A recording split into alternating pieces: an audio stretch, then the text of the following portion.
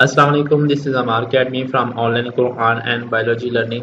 बच्चों, आज का जो हमारा टॉपिक है वो है फर्स्ट ईयर की बायो चैप्टर नंबर 2 और जो टॉपिक हमारे पास है वो है सेकेंडरी स्ट्रक्चर। इससे पहले हमने प्राइमरी स्ट्रक्चर और प्रोटीन जो थी वो हमने स्टडी कर ली। प्राइमरी स्ट्रक्चर में हमने इंसुलिन और हीमोग्लोबिन की एग्जाम्पल पढ़ी और फिर हम सिकल सेल अनीमिया क्या कौन सी बीमारी होती है वो हमने डिस्कस किया था। जिन बच्चों ने वो लेक्चर नहीं सुने तो मैं डिस्क्रिप्शन में उनका लिंक दे दूंगा, आप वहाँ पे जाके वो लेक्चर सुन सकते हैं। और आज जो हमारा टॉपिक है वो secondary structure, tertiary structure and quaternary structure. इनको हम स्टडी करेंगे डिटेल में कि ये क्या चीज़ होती है। तो टॉपिक को स्टार्ट करने से पहले अगर आपने चैनल को सब्सक्राइब नहीं किया तो सब्सक्राइब कर ले, बेल आइकन को ऑन कर ले, अपने फ्रेंड्स और फैमिली मेम्बर को शेयर करें ताकि वो भी जो है इस चीज़ से फ़ायदा हासिल कर सकें। तो सेकेंडरी स्ट्रक्चर जो है वो हम स्टार्ट करते हैं बच्चों। तो वो कह रहा है कि a polypeptide chain that show folding due to the formation of hydrogen bond and form a stabilised structure is known as a secondary structure. सबसे पहले इसकी डेफिनेशन लिखी हुई है कि इसमें एक ऐसी पॉलीपेप्टाइड चेन होती है जिसमें फोल्डिंग होती हैं। अब इसमें फोल्डिंग क्यों होती हैं? ये हाइड्रोजन बॉन्डिंग के ज़रिए होती हैं और उसकी वजह से इसको जो एक स्टेबल स्ट्रक्चर जो है वो बनती है और उस स्टेबल स्ट्रक्चर को हम नाम देते हैं सेकेंडरी स्ट्रक्चर। जैसा कि मैं आपको ज़रा दिखा देता हूँ कि फोल्डिंग कैसे बनती है इसमें। तो अगर आप ये देखें यहाँ पे ये सेकेंडरी स्ट्रक्चर की है। यहाँ पे ये देखें ये फोल्डिंग बनी है थोड़ी सी, ये ऊपर फिर नीचे फिर ऊपर जिगजैग फॉर्म में ये फोल्डिंग बनी है। ये जो फोल्डिंग बनी है ये हाइड्रोजन बॉन्डिंग के जरिए बनी है। हाइड्रोजन बॉन्ड जो है वो होता है इनमें, तो उसकी वजह से जो ना ये फोल्डिंग बनी है, ये सेकेंडरी स्ट्रक्चर होती है। और यही वो बता रहा था कि एक स्टेबलाइज स्ट्रक्चर जो बन जाती है उसको हम प्राइमरी स्ट्रक्चर सेकेंडरी स्ट्रक्चर कहते हैं। अब यहाँ पे ये है कि इसको किसने सबसे पहले बयान किया? इन 1951 पॉलिंग एंड कोरे, ये दो साइंसदान हैं जिन्होंने इस स्ट्रक्चर को बयान किया था, सेकेंडरी स्ट्रक्चर को। Explain the formation of secondary structure of protein. The polypeptide chain in protein molecule usually don't lie flat. कहते हैं ये बिल्कुल पॉलीपेप्टाइड चेन में ये बिल्कुल सीधे नहीं होते, फ्लैट नहीं होते, ठीक है। फिर ये कैसे होते हैं? यूजुअली कॉइल, या तो ये कॉइल होते हैं या फिर हेलिक्स होते हैं। कॉइल ये देखे, ये आपको नजर आएगा यहाँ पे, ये कॉइल है, ठीक है, और ये हेलिक्स है। तो ये हेलिक्स फॉर्म में या कॉइल फॉर्म में जो ना मौजूद होते हैं ये। तो इस वो कह रहे हैं कि ये कभी भी फ्लैट में नहीं होते बल्कि ये कॉइल या उसमें होते हैं। अब भी वो कह रहा है कि into the some other regular configuration, या दूसरी इनकी शक्ल जो ना वो मौजूद होती है।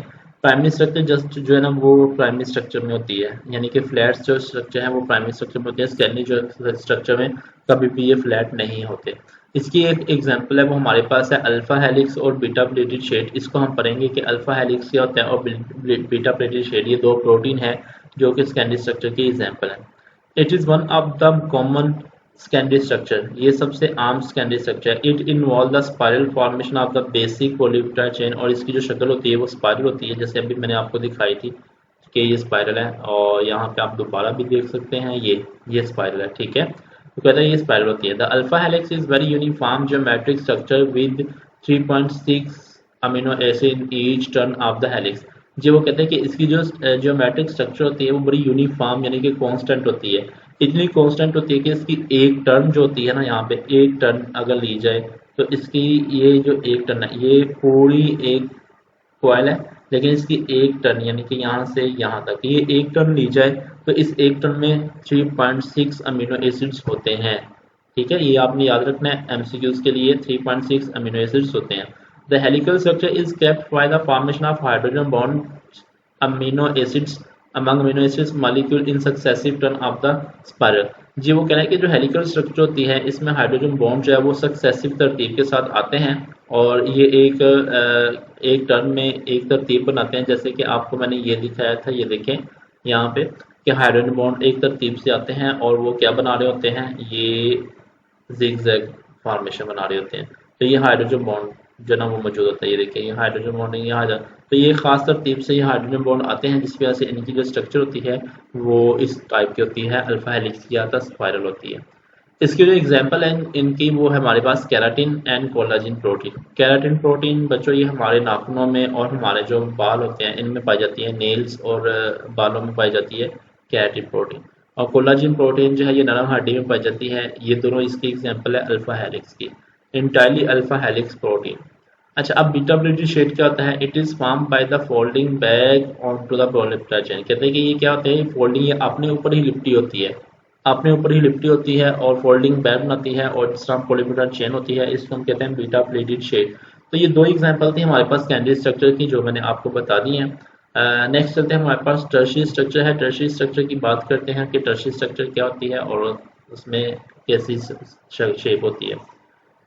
तो वो कह रहा है कि usually a polypeptide chain bands and fold upon itself by forming globular shape. कहते हैं कि इसमें ये होता है कि जो पॉलीपेप्टाइड चेन होती है वो अपने ऊपर ही फोल्ड होती है, अपने ऊपर ही बेंड होती है, और होने के बाद वो एक ग्लोबुलर गोल सी स्ट्रक्चर बना देती है, शेप बना देती है, और उसको हम कहते हैं tertiary structure. This is the protein tertiary conformation. और कहते हैं यही स्ट्रक्चर जो है वो टर्शियरी स्ट्रक्चर होती है, जो आपने ऊपर लिपट के एक गोल सी स्ट्रक्चर बना ले, जैसे कि आपको यहाँ पे ये नजर आ भी रही है। इसको हम कहते हैं टर्शियरी स्ट्रक्चर।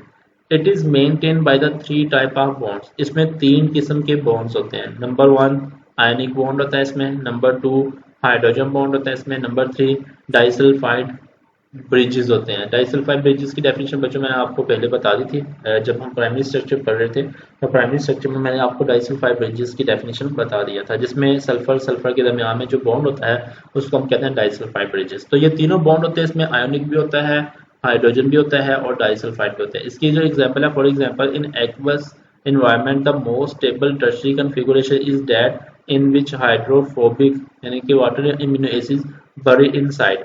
जी वो कह रहे हैं कि इसकी आम मिसाल तो ये है कि अगर इसको एक्वस यानी कि एक्वस मीडिया या सोल्यूशन में पानी में हल किया जाए, देखा जाए, तो इसमें दो टाइप के मतलब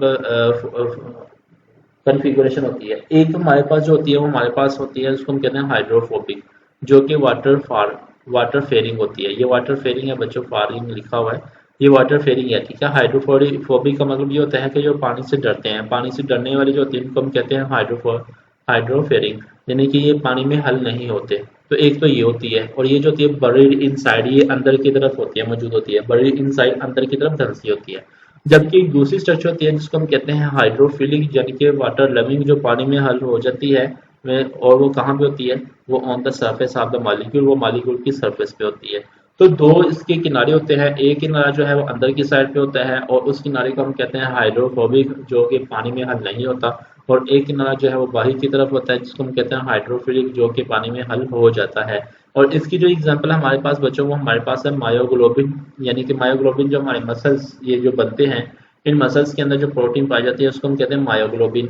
तो ये मायोग्लोबिन टर्शियरी स्ट्रक्चर की जो है वो मिसाल है। अब हम चलते हैं नेक्स्ट, हमारे पास है क्वाटरनरी स्ट्रक्चर। क्वाटरनरी स्ट्रक्चर ये हम पढ़ते हैं कि ये क्या होती है। तो कह रहा है कि in many highly complex protein, ये सबसे ज्यादा कम्प्लेक्स प्रोटीन है, ये पॉलीपेप्टाइड टर्शियरी चेन जो होती है are engage and held together by the hydrophobic interactions. जी वो कह रहा है कि इसमें जो ये टर्शियरी स्ट्रक्चर है ये फिर फोल्डिंग होती है अपने ऊपर और एक दूसरे के साथ फिर ऊपर पैक बनाती है। और ये किस तरह बनाती है, ये हाइड्रोफोबिक इंटरेक्शन से बनाती है। हाइड्रोफोबिक इंटरेक्शन क्या होता है, इसकी डेफिनेशन लिखी हुई है, a kind of interaction in which polypeptide tertiary chain are arrange and held together. यानी कि एक ऐसी काइंड है इंटरेक्शन की जिसमें टर्शियरी स्ट्रक्चर अपने ऊपर ही फोल्ड होती है और अरेंज होती है। अरेंज होने के बाद फिर वो क्या करती है कि वो कोऑर्डिनेट स्ट्रक्चर बनाती है। हाइड्रोजन एंड आयोनिक बॉन्ड इसमें पाए जाते हैं, यानी कि टर्शियरी में तीन किस्म के बॉन्ड थे और क्वाटरनरी में दो किस्म के बॉन्ड है, हाइड्रोजन और आयनिक बॉन्ड इसमें मौजूद होता है। This specific arrangement is quaternary structure, और यही जो खास स्ट्रक्चर है इसको हम कहते हैं क्वाटरनरी स्ट्रक्चर।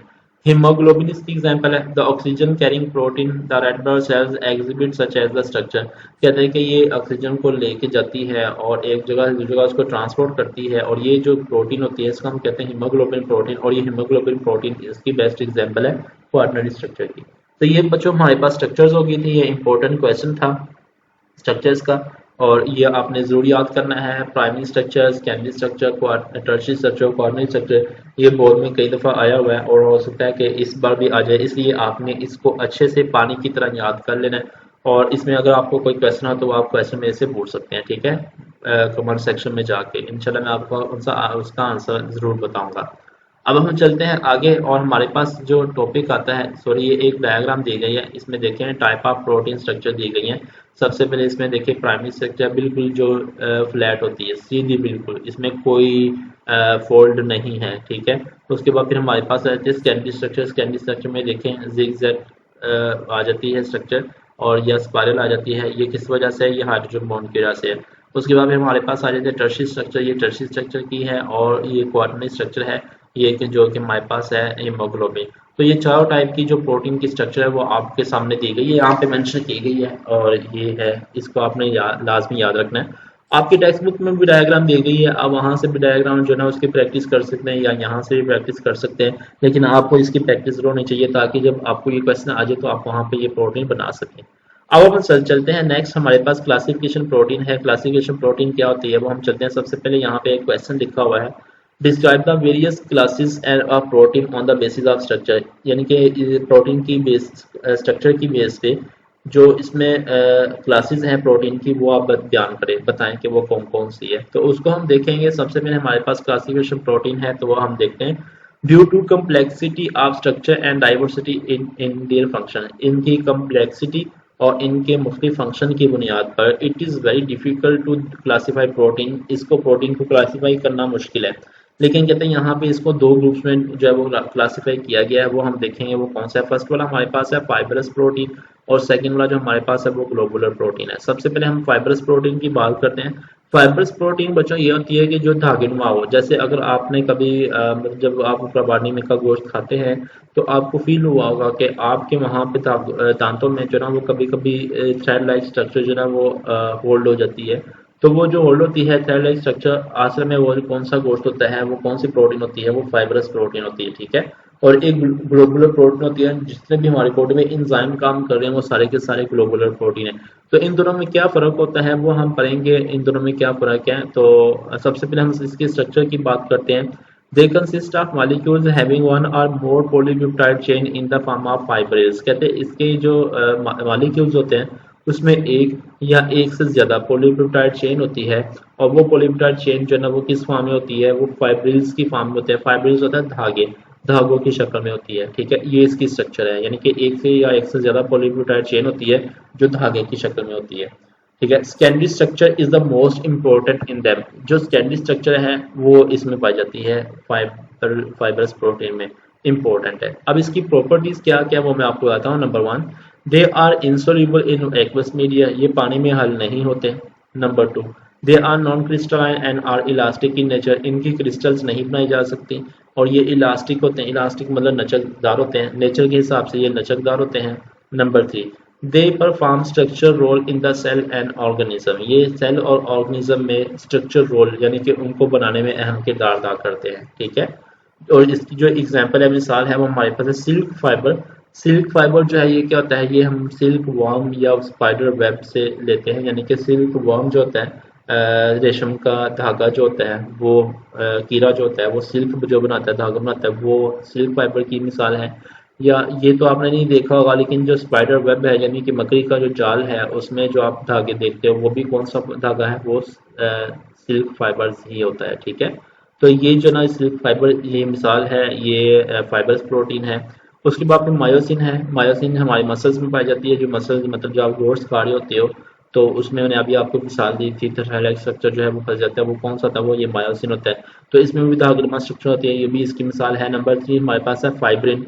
फाइब्रिन क्या होती है, ये ब्लड क्लॉट प्रोटीन है, यानी कि ब्लड को जमाने वाली प्रोटीन होती है। जब कट लग जाता है वहाँ पर जो ब्लड जमाता है या ब्लड जम जाता है, क्लॉट बनाता है, उसको हम कहते हैं फाइब्रिन प्रोटीन, तो वो भी ये भी होती है।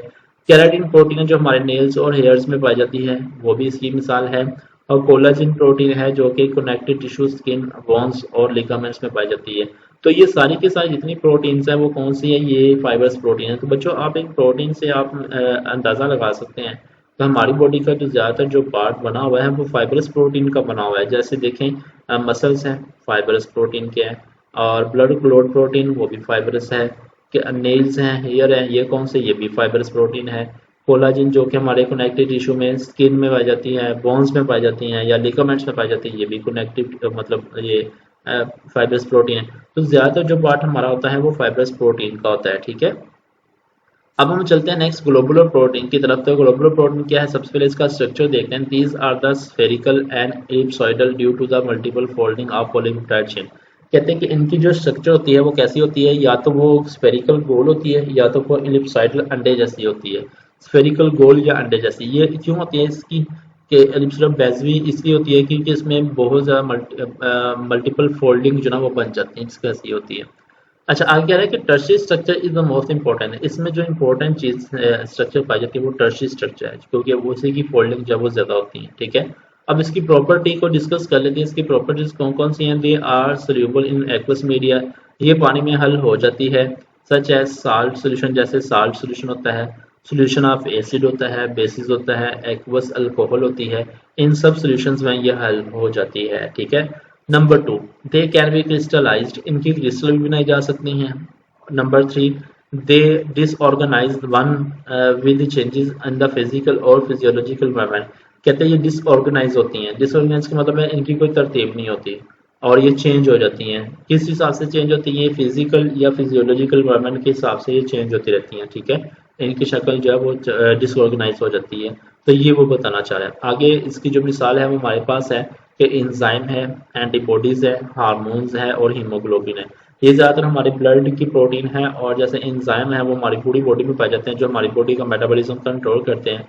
तो एंजाइम इस चीज़ के बने हैं, एंटीबॉडीज बनी है इस चीज़ की, हार्मोन्स बने हैं और हीमोग्लोबिन बनी हुई है। ठीक है, तो ये इसकी मिसाल थी। तो ये बच्चों आज का हमारा टॉपिक था क्लासिफिकेशन ऑफ प्रोटीन, ये भी हमने स्टडी कर लिया। स्ट्रक्चर ऑफ प्रोटीन जिसमें सेकेंडरी, टर्शरी और क्वार्टरनरी स्ट्रक्चर भी हमने स्टडी किया था। प्राइमरी स्ट्रक्चर इसके पहले लास्ट वाले टॉपिक में हमने स्टडी कर लिया था। तो यहाँ तक हमारा टॉपिक जो है वो कंप्लीट होता है। आप इस टॉपिक को पूरा सुनिएगा, कंप्लीट एंड तक सुनिए और इसको समझें, अंडरस्टैंड करें, और आपको जहाँ से समझना आए वो आप मेरे से पूछ सकते हैं कमेंट सेक्शन में जाके, मैं आपको उसका आंसर जो है वो लाजमी दूंगा। तो इंशाल्लाह कल हम जो है वो नए टॉपिक के साथ आपके सामने हाजिर होंगे। तब तक के लिए हमें इजाज़त दीजिए। अल्लाह हाफिज़।